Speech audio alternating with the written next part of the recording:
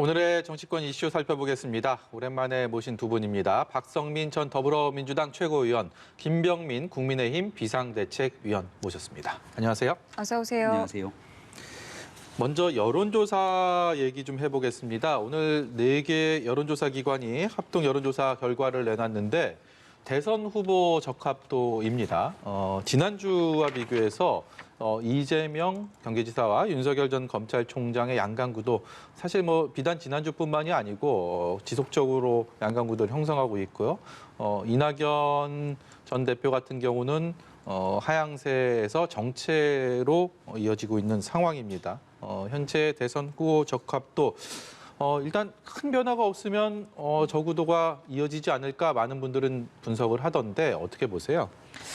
사실은 이제 5월부터 저는 본격적으로 대선 경선 레이스가 시작된다고 봐도 네. 무방하다라는 생각이 드는데요. 실제로 민주당 같은 경우 이제 9월 초에 민주당 대통령 후보를 정해야 하는 상황입니다. 그렇기 때문에 7, 8월 여름 일정을 고려해 봤을 때 지금과 같은 구도를 뒤집을 수 있는 시기는 사실 5월, 6월 이 2달 정도가 있을 것이고 네. 그다음에 7, 8월에는 또 그 뒤집힌 구도를 가지고 또 새롭게 레이스를 달리게 되는 시간이 오지 않을까라고 생각합니다.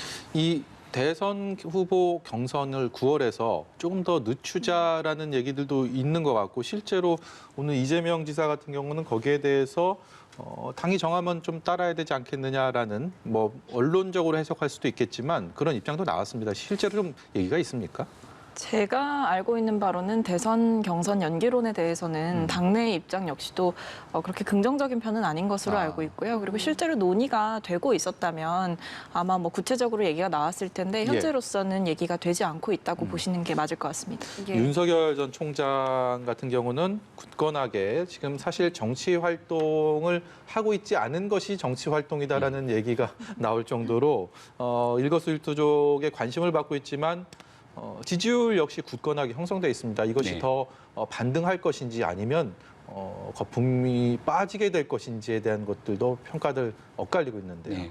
지금의 지지율을 지켜내고 있는 것도 참 대단하다라는 생각이 들 정도입니다. 왜냐하면 벌써 이게 지난해 가을에 있었던 국정감사에서 윤석열 당시 검찰총장이 여권의 법사위원들을 대상으로 정말 솔직한 하루 종일 있었던 그 대담들을 바탕으로 국민들이 윤석열 총장이 가지고 있는 매력들이 이런 거구나 생각하고 그 기점을 바탕으로 지지율이 급상승하게 됐던 상황이었고요. 벌써 그로부터 굉장히 긴 시간이 지났죠. 윤석열 전 총장이 어떤 정치 행보를 보이고 어떤 정치를 할 것인지 또 대통령 선거에 출마할 것인지 등에 대한 여부를 밝히지 않았음에도 불구하고 저 정도의 지지율이 굳건히 받쳐지고 있다는 것은 그만큼 기성 정치에 대한 실망 그리고 조금 이번만큼은 새로운 정치를 했으면 좋겠다는 국민적 여망들이 윤석열 전 총장이라고 하는 인물에 투영돼 있다는 생각이 듭니다. 다만 지금부터 이제 중요한 건 윤석열 전 총장이 실제 정치에 뛰어들어서 대권 행보를 펼쳤을 때 국민들이 가지고 있는 윤석열이라고 하는 인물에 대비시킨 상상의 영역이 있는데 이걸 과연 현실에서 얼만큼 구현할 수 있을지 여부에 따라서 지지율은 더 올라갈 수도 있고 아니면 거품처럼 빠질 수 있는 가능성 둘 다 열려 있다고 생각합니다. 자, 이번에는요. 이명박 박근혜 두 전직 대통령의 사면론에 대한 여론조사 결과도 저희가 좀 살펴볼 텐데요. 보시는 것처럼 시기상조다라는 응답이 52%, 논의가 좀 필요하다라는 대답이 이제 41%로 나왔습니다. 연령과 지지층에 따라서 약간의 차이는 있었습니다만은 이 사면 이슈를 앞으로 좀 여야는 어떻게 풀어갈 거라고 보시는지요?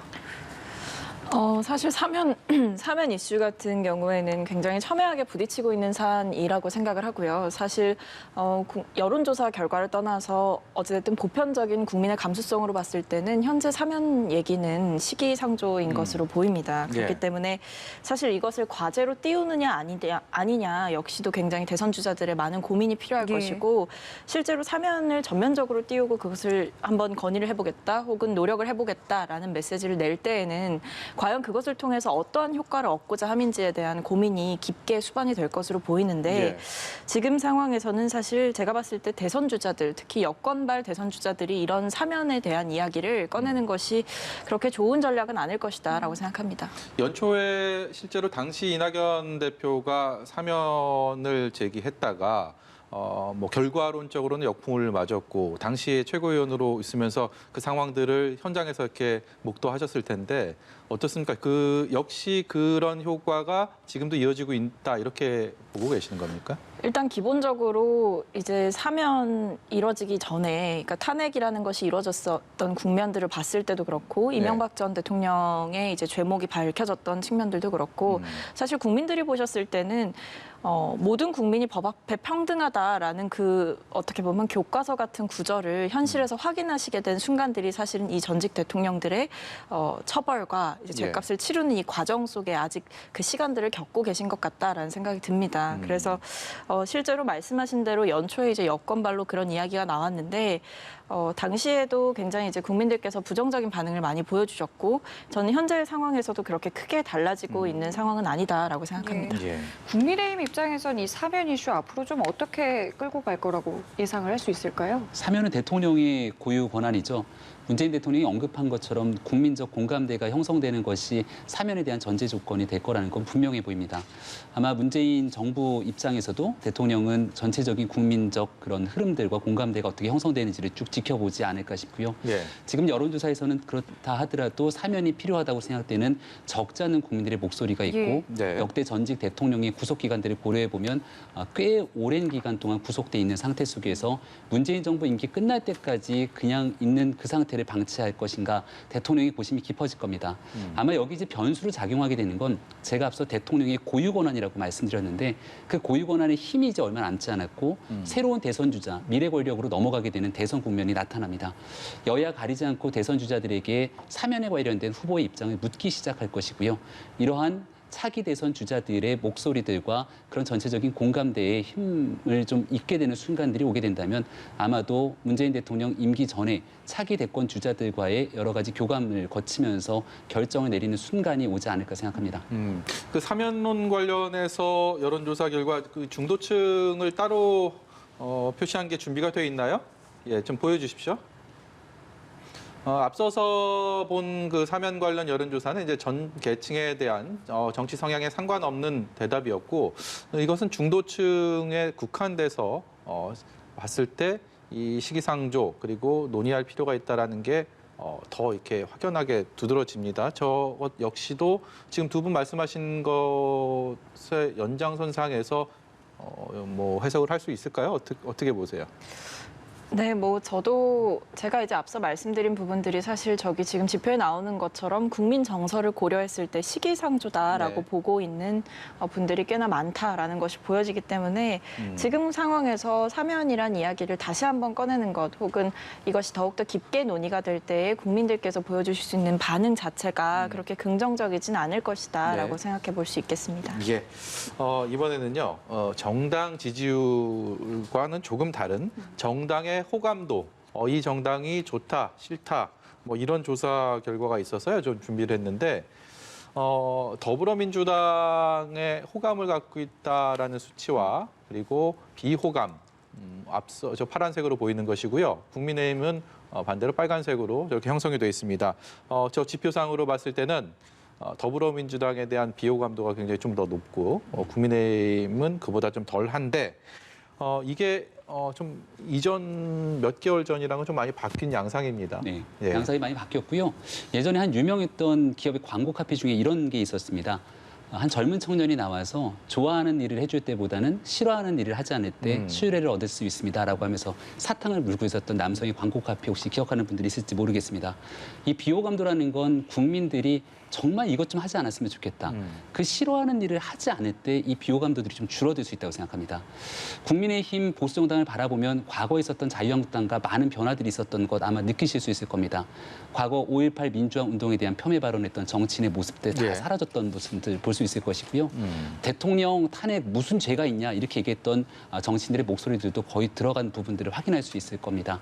그리고 과거 같은 경우는 광화문에 굉장히 많은 사람들이 나가서 집회를 하고 좀 과격한 목소리들의 힘들이 실렸던 데 반해서 지난 김종인 위원장 취임하고 난 뒤에 국민의힘 비상대책위원회에서는 그런 과격한 시위보다는 합리적인 대안들을 모색하기 위한 국회 원내투쟁에 집중하는 모습들도 볼 수 있었죠.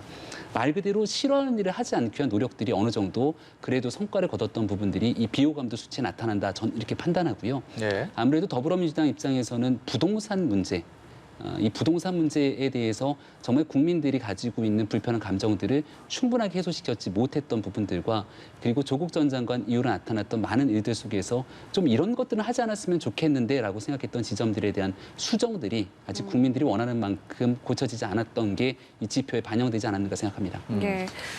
민주당 입장에서는 굉장히 뼈아픈 그런 조사 결과입니다. 이 호감도와 비호감도를 수치를 바꿔보려는 노력들이 이제 정말 수반이 돼야 될 텐데 현재 상황들에 대한 평가 그리고 앞으로는 어떤 것들에 좀 우선 가치를 놓고 민주당이 나아가야 된다고 생각하십니까? 저는 일단 지금 이 조사가 이뤄진 기간들을 봤을 때 예. 사실은 선거 이후에 이제 조사를 한번 해보신 거잖아요. 네. 근데 이 부분에서 이제 비호감도가 사실 국민의힘보다 높게 나왔다는 부분을 뼈아프게 생각하지 않을 수가 없고요.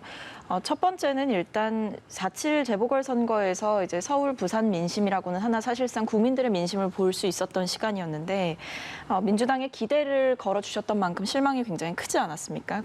그런 성격에서 이제 심판 성격을 띠는 투표를 또 해주셨는데 사실 그러고 나서 아마 국민들께서도 지켜보셨을 거예요. 예. 민주당이 반성을 하는지 혹은 변화를 하는지 아니면 뼈아픈 성찰을 하는지 이런 부분들을 차분하게 또 날카롭게 지켜보고 계셨을 거라 생각하는데 사실 4.7 선거 이후에 당내 쇄신에 대한 움직임이라든지 변화에 대한 목소리가 좀 많이 위축되고 있고 혹은 더디다라고 생각하실 수 있는 상황이라고 생각합니다. 그렇기 때문에 저는 앞으로의 뭐 대선이라든지 이런 여러 가지 중차대한 이제 정치적인 일정들이 남아있는 상황 속에서는 사실 더욱더 지금의 상황을 좀 뼈아프게 받아들여야 된다라고 보고요. 예. 민주당이 가장 중요하게 지금 회복해야 하는 것은 국민과 이제 국민의 눈높이와 괴리되어 있는 당의 눈높이가 있는 것은 아닌가 이런 부분들 특히 이제 국민의 시각과 정치권의 시각 이런 부분에서 발생하는 격차를 좁히기 위해서 좀 뼈아픈 성찰과 노력을 해야 된다라고 생각합니다. 예. 국민의힘과 관련한 그래프만 따로 좀 분석을 해보면요. 호감도가 지금 보시는 것처럼 국민의힘이 민주당보다 높게는 나타났습니다마는 자체적으로 봤을 때는 어쨌든 비호감도가 더 높습니다. 추세로 봤을 때는 조금씩 낮아지고는 있습니다마는 글쎄요, 국민의힘 입장에서도 안심할 상황은 또 아니지 않겠습니까? 네, 여전히 가야 될 길이 굉장히 멀다고 생각합니다. 지난 기간 문재인 정부의 실정에 대한 반사 이익으로 국민의힘에 대한 지지도가 조금 올라갔던 부분들도 부인하기는 어려울 것이고요. 예. 여기에 대한 호감도가 더 적극적인 지지로 연결되기 위해서는 국민의 삶에 초점을 맞춰야 된다고 저는 생각합니다. 코로나 이후로 양극화가 너무나 심해졌고 이 부동산에 대한 자산 격차 등으로 인해서 그리고 우리 국민들이 가지고 있는 이 민생의 문제를 직접 청년들의 일자리 문제라든지 민생 현장으로 파고 들어가 보면은 국민들이 가지고 있는 고통의 무게만큼 정치인들이 그 공감대를 형성하기 위한 노력을 하고 있는가에 대한 근본적인 의구심이 들 수밖에 없습니다. 문재인 정부를 비판하면서 반사적인 이익으로 정당이 나아갈 수 있는 데는 한계가 있다고 보고요. 예. 그래서 그 다음 국민의힘이 집권하게 된다면 이 부동산의 급격한 상승 문제를 어떻게 해결할 것이냐.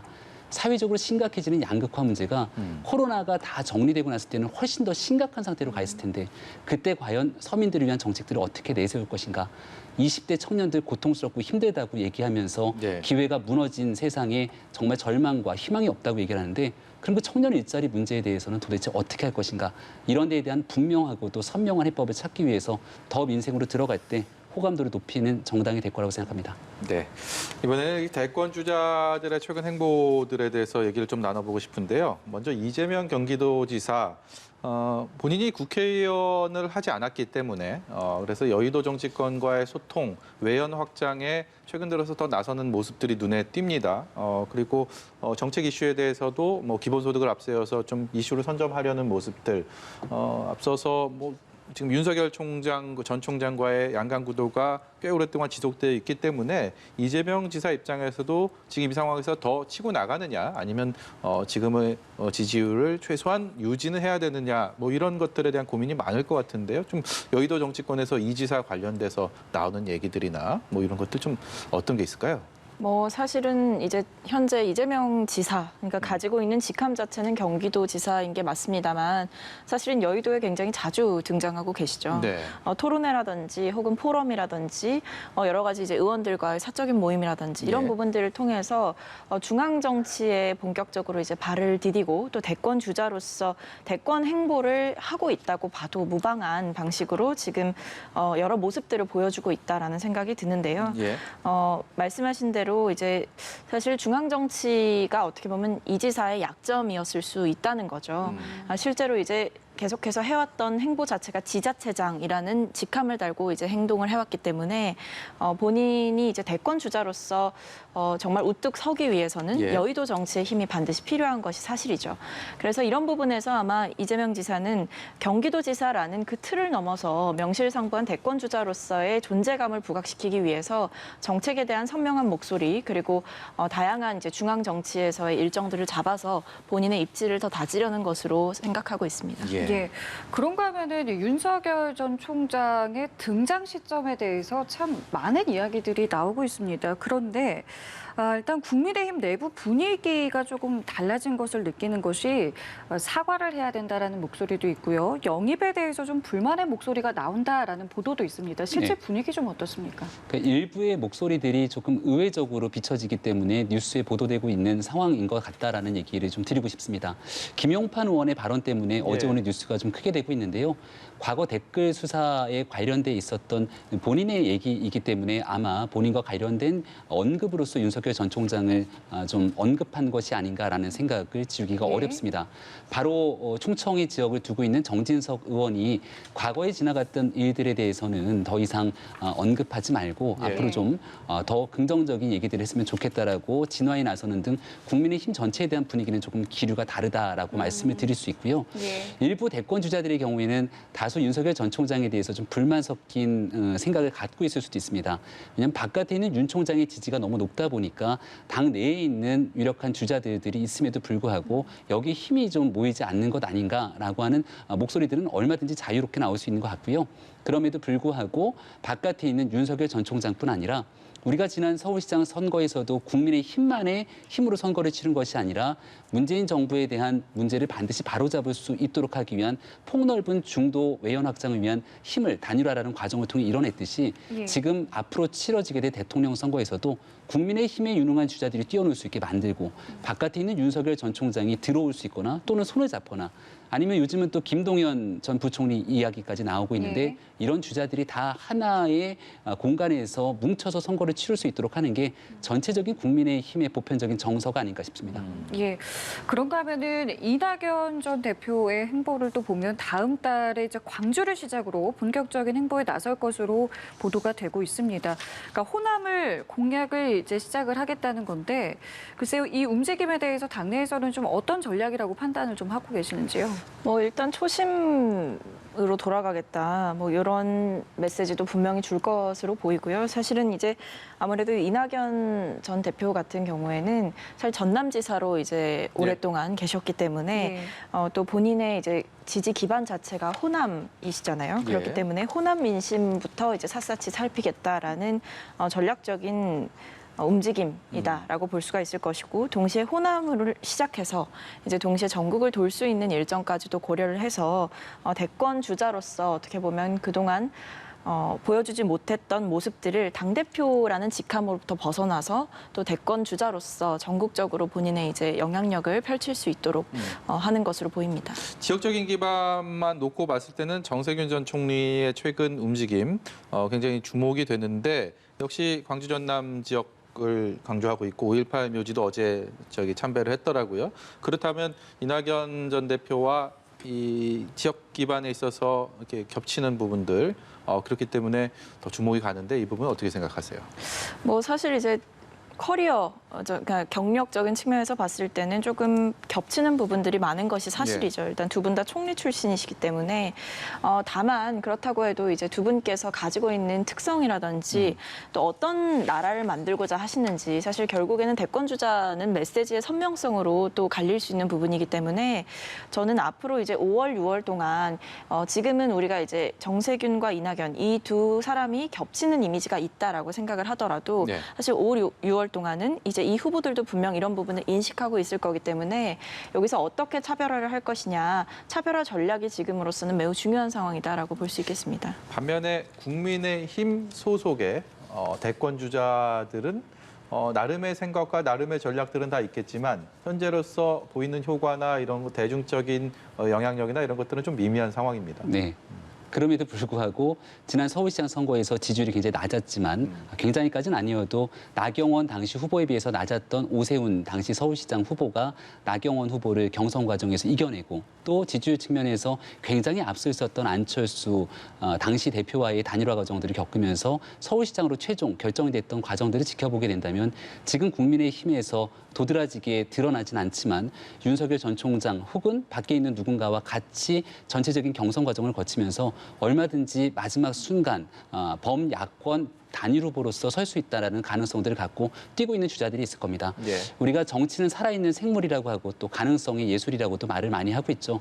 아직 선거 기간들이 좀 충분히 남아있기 때문에 국민의힘에서도 앞으로 미래를 어떻게 그려갈지 예. 열심히 고민하고 있는 주자들이 있으니까 네. 이런 건전한 경쟁을 통해서 야권 전체의 승리를 위한 길들이 앞으로 좀 밝게 열릴 거라고 생각합니다. 네, 내일이면 국민의힘 원내대표가 선출이 되고요. 이번 주말에는 민주당 당대표도 선출됩니다. 그것도 관심을 끌고 있지만 사실 법사위원장 어떻게 될 건지 많은 분들이 관심을 가지셨을 텐데 오늘 국회 본회의가 열리진 않았습니다. 예정에는 있었지만 코로나19 확진자가 나왔다고 해서 열리지 않았다는 소식 앞서서 전해드렸는데 법사위원장은 박광훈 삼선 민주당 의원으로 사실상 내정이 됐고 그것은 이제 본회의 표결을 붙이는 과정만 남아 있다. 현재 의석수를 고려했을 때는 그것을 국민의힘에서 지금 저지할 수 있는 상황은 아닌 것 같고요. 이 부분에 대해서 법사위원장 낳고 워낙 여야가 지난 1년 전부터 치열하게 붙었기 때문에 이 결론을 어떻게 받아들이고 있는지 궁금한데요. 먼저 이 얘기는 김병민 위원께 먼저 여쭤봐야 될 것 같네요. 네, 내일 국민의힘의 신임 원내대표가 선출이 됩니다. 아마 새롭게 선출되는 원내대표와 조금 더 협상의 과정들을 거쳤으면 어땠을까 하는 아쉬움이 매우 짙게 남고요. 법사위는 많은 국민들 아시는 것처럼 국회의원, 의회 내에서의 상원의 기능들을 하게 될 정도로 많은 법안들을 처리하기 직전에 통과할 수 있는 힘들을 그나마 갖고 있죠. 과거 18대 국회 같은 경우에는 지금의 의석수와 완전히 거의 정반대처럼 당시 민주당이 100석도 되지 않는 소수 야당이던 시절이 있습니다. 예. 과거의 그런 과정 속에서도 항시 법사위원장은 야당의 몫으로 전해지는 관행 같은 과정들을 거쳐왔고 여기서 의석의 힘으로 통과되는 일은 최대한 줄이기 위해서 서로 견제하고 균형을 맞추기 위한 시도들이 의석의 힘과 상관없이 늘 있어 왔었죠. 이번에도 마찬가지로 21대 국회에서 그런 협치 과정들을 좀 가졌으면 좋겠다는 국민의 목소리를 더불어민주당이 귀담아 들었으면 좋겠고요. 지난 임대차 3법 처리할 때 단 사흘 만에 야당 의원들의 여러 가지 목소리들 다 무시한 채로 일방 처리하고 나서 그 결과가 어떻게 진행됐고 그런 성난 국민의 목소리가 4월 7일 보궐선거에 드러났던 점들을 고민하게 된다면 남은 기간이라도 의회 내에서 협치를 도모하라는 국민의 목소리에 더불어민주당이 조금 더 귀를 열었으면 좋겠습니다. 예. 네, 사실 이제 국정 과제가 여전히 이제 남아 있는 상황이고 또 그와 관련해서도 여러 가지 민생 입법들이 남아 있는 상황이기 때문에 사실 법사위원장 그리고 법사위가 하게 될 역할 자체가 굉장히 무거운 것이 맞습니다. 다만 이제 박광훈 의원을 이제 민주당에서 내정을 한 만큼 아무래도 민주당에서도 야당과의 원만한 관계 설정에 보다 좀 주력한 것으로 보이고요. 예. 아무래도 박광훈 의원께서는 의원 다선의 의원이시기도 하지만 사실은 원만하게 이제 갈등 관계를 잘 조율하실 수 있는 그런 여러 가지 성향들이 있으시기 때문에 민주당 원내대표이신 윤호중 대표께서 많은 고민 끝에 이제 내정을 하신 것으로 보입니다. 예. 그렇기 때문에 말씀하신 대로 뭐 협치에 대한 부분 분명히 이제 해나갈 부분들이 저는 있다고 생각을 하고요. 남아 있는 이제 시간들 동안 사실 국회에서 싸우는 모습보다는 실질적으로 함께 협력하고 일을 해나가는 모습들을 보고 싶어하실 국민들의 마음을 고려해서 저는 박광훈 의원님께서 법사위원장으로서 훌륭하게 역할을 수행해 주실 것이라 생각합니다. 예. 오늘 말씀은 여기까지 듣도록 하겠습니다. 지금까지 박성민 민주당 전 최고위원, 김병민 국민의힘 비상대책위원이었습니다. 고맙습니다. 감사합니다. 고맙습니다.